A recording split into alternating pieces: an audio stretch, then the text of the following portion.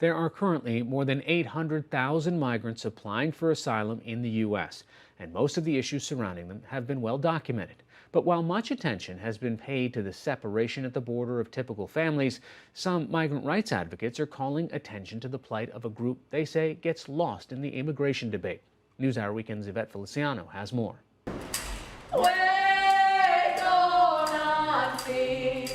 This past May, about 200 people from across the United States and Puerto Rico gathered in Philadelphia for a conference dedicated to migrant rights. Because guess what? The immigrant rights fight is just pushing us to the edge.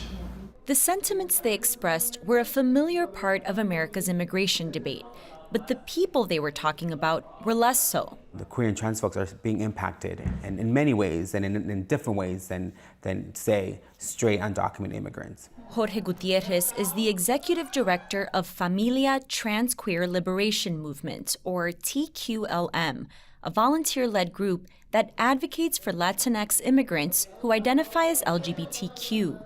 According to the UCLA School of Law's Williams Institute, there are at least 267,000 undocumented LGBTQ immigrants living in the U.S.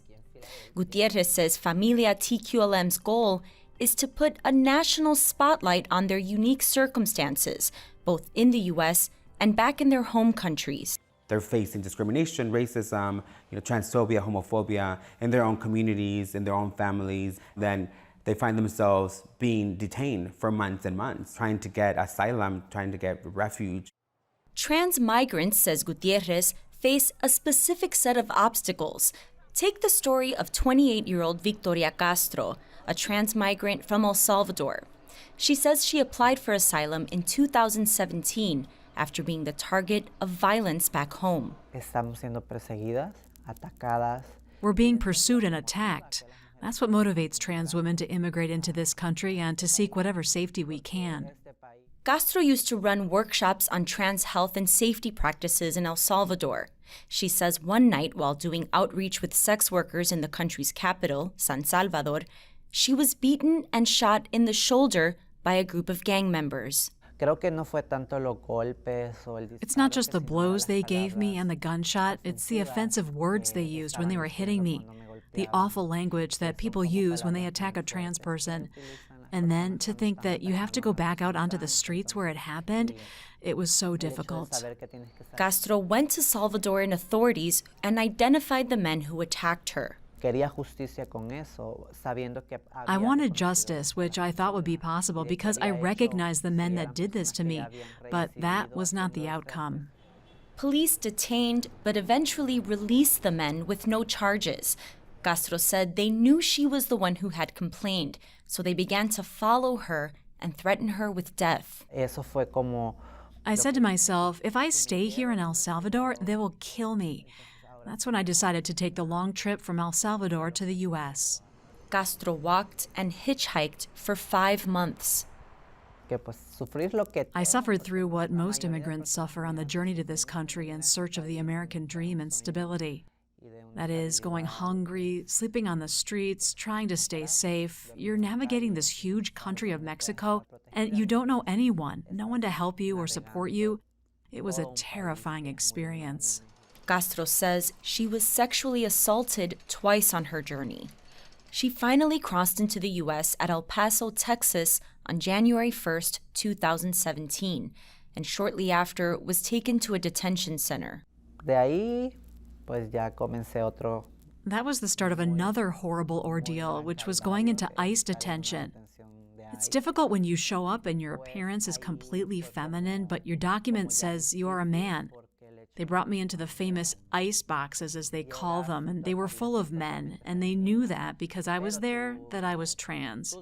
They started screaming at me, and I began to panic. But the officer told me, unfortunately, that is where I had to go because they had no other place to put me. But I insisted that I didn't feel safe, so they handcuffed me to a pole outside the ICE box for about 6 hours. 2 weeks passed before she was sent to a special trans unit that Immigration and Customs Enforcement operated at the time in Santa Ana, California. In the meantime, she says she was transferred to 5 other detention centers where she was forced to shower in front of men and strip-searched by male officers. I was surrounded by men at points and felt constantly under threat. I could barely sleep because I was so worried. Jorge Gutierrez of Familia says Castro's story is not unique and that the experience of being in detention often re-traumatizes trans migrants already fleeing violence back home. These are folks that are already being criminalized, are already being targeted just by the way they look, their presentation, their gender identity, their sexual orientation. And so we have folks, that are, in our base and memberships that were detained years ago and are still dealing with the trauma. So far this year, ICE housed 300 self-identified transgender detainees in its custody among 32 facilities, according to the agency. There is only one detention center with a special unit dedicated to trans migrants, which can hold up to 60 people. In 2015, the U.S. government announced a new set of guidelines intended to improve detention conditions for trans migrants, making it a priority to place them in units that exclusively house trans women or men, and ensuring that trans detainees on hormone therapy receive continued treatment.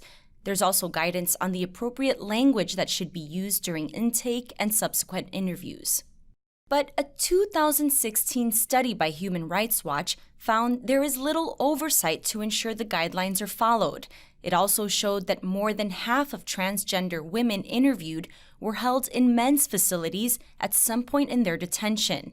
And it listed trans women and men as among those who are often placed in solitary confinement for weeks or months at a time as an alleged form of protection that is often imposed against their wishes. We have a client right now that's been in solitary confinement for 17 months. Lindley Edges is legal director at the Transgender Law Center, the largest trans-led organization doing policy and legal representation work in the U.S.